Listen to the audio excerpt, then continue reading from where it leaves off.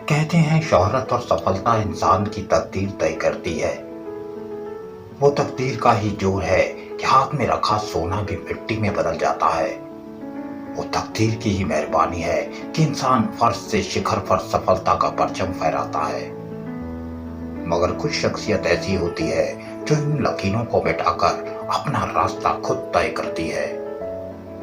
हमारी कहानी के आज के नायक है सदी के महानायक अमिताभ बच्चन। बॉलीवुड के शुरुआती दौर में ही दर्जनों फ्लॉप फिल्मों के बाद उन्होंने फर्श से अर्श पर न सिर्फ सफलता का परचम फहरा दिया बल्कि फिल्मों के ट्रेंड को भी बदल दिया। 11 अक्टूबर 1942 को इलाहाबाद में जन्मे अमिताभ बच्चन के जीवन में संघर्षों का दौर आता रहा और जाता रहा, लेकिन सदी का ये महानायक फाइट बैक करता हुआ निरंतर आगे बढ़ता चला गया। पिता हरिवंश राय बच्चन की कविताएं उनके जीवन की हमेशा से प्रेरणा स्रोत रही हैं। इन्हीं कविताओं से उन्हें आत्मिक बल मिला। दिल्ली के किरोड़ीमल कॉलेज में उन्होंने विज्ञान में स्नातक किया। 1969 में ख्वाजा अहमद अब्बास की साथ हिंदुस्तानी से बॉलीवुड में अपनी उपस्थिति दर्ज कराई। अपने दमदार अभिनय से पहली ही फिल्म में उन्हें राष्ट्रीय पुरस्कार मिला। हालांकि ये फिल्म बॉक्स ऑफिस में फ्लॉप साबित हुई, मगर बॉलीवुड को एक ऐसा चेहरा मिल गया जिसने नया इतिहास ही रच डाला। ये वो दौर था जब बॉलीवुड में राजेश खन्ना की फिल्में एक के बाद एक इतिहास रच रही थी। दो रास्ते, सच्चा झूठा, सफर, आनंद, मर्यादा, अमर प्रेम और आराधना जैसी कई ब्लॉकबस्टर मूवी के साथ राजेश खन्ना इंडस्ट्री के पहले सुपरस्टार बन चुके थे। रोमांटिक फिल्मों के इस जादूगर का जादू बच्चे बच्चे पर चल गया। सपनों की रानी कब आएगी तू, आए रुत मस्तानी कब आएगी तू, बीती जाए जिंदगानी। जहां राजेश खन्ना बॉलीवुड के शिखर पर पहुंच चुके थे, वहीं अमिताभ बच्चन साथ हिंदुस्तानी, बॉम्बे टू गोवा, बंदे हाथ जैसी दर्जनों फ्लॉप फिल्मों से काफी निराश हो चुके थे। अमिताभ के पास बॉलीवुड के अब गिने चुने ही मौके थे। तभी कुछ ऐसा हुआ जिसने बॉलीवुड का इतिहास ही नहीं, अमिताभ के स्टारडम को भी शिखर पर पहुंचा दिया। उन दिनों प्रकाश मेहरा एक एक्शन मूवी बनाने की सोच रहे थे। स्क्रिप्ट लिखी जा चुकी थी। धर्मेंद्र देवानंद और फिर राजकुमार ने कुछ कारणों की वजह से यह ऑफर ठुकरा दिया और फिर ये एक्शन फिल्म आई अमिताभ बच्चन के पास। फिर जो कुछ हुआ उसने बॉलीवुड का इतिहास ही बदल डाला। जब तक बैठने को न कहा जाए शराफत से खड़े रहो। ये पुलिस स्टेशन है, तुम्हारे बाप का घर नहीं है। फिल्म ब्लॉकबस्टर साबित हुई और इंडस्ट्री को एक एंग्री यंग मैन सुपरस्टार मिल गया। दीवार, शोले, अमर अकबर एंथनी, डॉन, मुकद्दर का सिकंदर, सुहाग, दोस्ताना जैसी एक के बाद एक सुपरहिट फिल्मों ने अमिताभ बच्चन के एंग्री यंग मैन किरदार को लोगों के जहन में उतार दिया। हम भी वो हैं जो कभी किसी के पीछे नहीं खड़े होते। जहाँ खड़े हो जाते हैं, लाइन वहीं से शुरू होती है। नंबरदार। बॉलीवुड में फिल्मों का ट्रेंड ही बदल गया। रोमांटिक फिल्में कम बनने लगी और एक्शन के दौर का आगाज हो गया। एंग्री यंग मैन की सांधी के आगे राजेश खन्ना का स्टारडम भी धीरे धीरे ढलान पर आ गया। युवाओं में अमिताभ का जादू सर चढ़कर बोलने लगा, लेकिन सदी के इस महानायक के संघर्ष का दौर यहीं खत्म नहीं हुआ। दिन था 26 जुलाई और साल था 1982। अमिताभ बच्चन मनमोहन देसाई की फिल्म कुली के लिए फाइट सीन दे रहे थे। सामने थे पुनीत सर। कहते हैं सीन करते हुए पुनीत का मुक्का गलती से अमिताभ के पेट में जा लगा, जिसके बाद उन्होंने टेबल पर गिरना था। वह भी उस जगह पर गिरे जहां टेबल की नोक थी। जाहिर था अमिताभ की हालत खराब होने लगी। आनंद फानन में अमिताभ को ब्रीच कैंडी हॉस्पिटल लाया गया, जहां 8 दिनों में उनकी 2 सर्जरी हुई, मगर हालत में कोई सुधार नहीं आया। कहते हैं डॉक्टर तो करीब करीब उन्हें डेड मान चुके थे और उन्होंने पत्नी जया बच्चन को इससे अवगत भी कराया, मगर वो पिता की कविताओं की ताकत थी या करोड़ों फैंस की दुआ। महीने तक चले लंबे संघर्ष के बाद आखिरकार वे वापस जिंदगी में और बॉलीवुड में वापस आ गए और उसके बाद फिर से फिल्मों में रंग गए।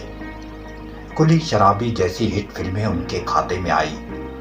राजीव गांधी से निकटता की वजह से उन्होंने राजनीति में भी अपना दांव खेला।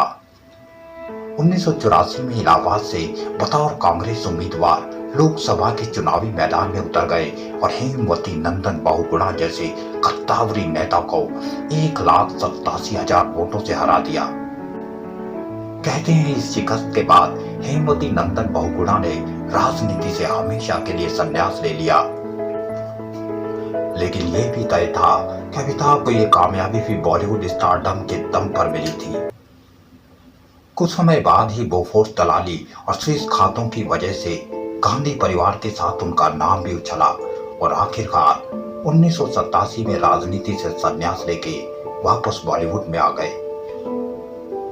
मगर संघर्ष अभी भी बाकी था।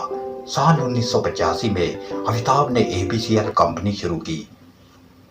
इसी कंपनी ने 1996 में मिस वर्ल्ड जैसा मेगा इवेंट करवाया। ABCL के बैनर तले करीब 15 फिल्में बनाई गई, जिनकी लागत 3 से 8 करोड़ थी। मिस वर्ल्ड जैसे मेगा इवेंट शो से कमाई तो क्या ही होती, दिवालिया होने का सफर यहीं से शुरू हो गया। और रही सही कसर, ABCL के बैनर तले बनी हुई 15 फिल्मों ने एक के बाद एक फ्लॉप होके पूरी कर दी। नतीजा ये हुआ कि उन्हें अपना बंगला प्रतीक्षा गिरवी रखना पड़ा और उन पर 90 करोड़ का कर्ज हो गया। केनरा बैंक व दूरदर्शन ने कर्ज चुकाने के लिए दबाव बनाना शुरू कर दिया और बॉम्बे हाई कोर्ट ने उन्हें अपना बंगला फ्लैट बेचने पर भी रोक लगा दी। और आखिरकार अमिताभ बच्चन एक बार फिर अर्श से फर्श पर थे। उनके पास काम नहीं था और खुद वे उम्र के 60वें साल में दाखिल हो चुके थे, जहां भारतीय जनमानस अपनी रिटायरमेंट प्लानिंग करते हैं।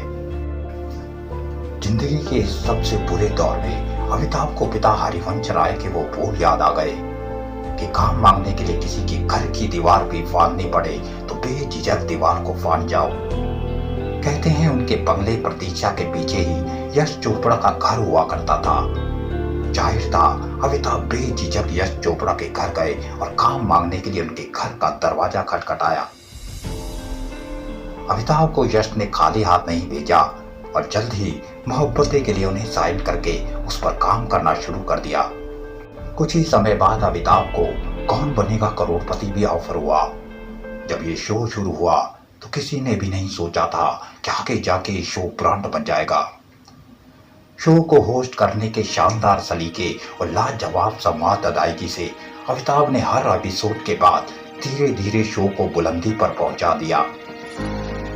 इधर केबीसी ने छोटे पर्दे पर धूम मचा दी और उधर यश चोपड़ा की मोहब्बतें ने कामयाबी के परचम फहरा दिए। अमिताभ बच्चन, शाहरुख खान, जिमी शेरगिल, उदय चोपड़ा जैसे स्टारों से सजी ये पिक्चर ब्लॉकबस्टर साबित हुई।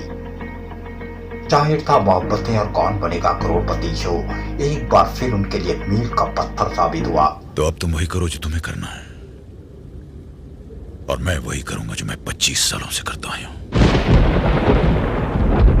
इस इमारत की नींव इतनी मजबूत है कि कोई राज आर्यन हाथों में वायलिन और चेहरे पे मुस्कान लिए यहां उसकी एक भी ईंट हिलाने के लिए कदम नहीं रख सकता।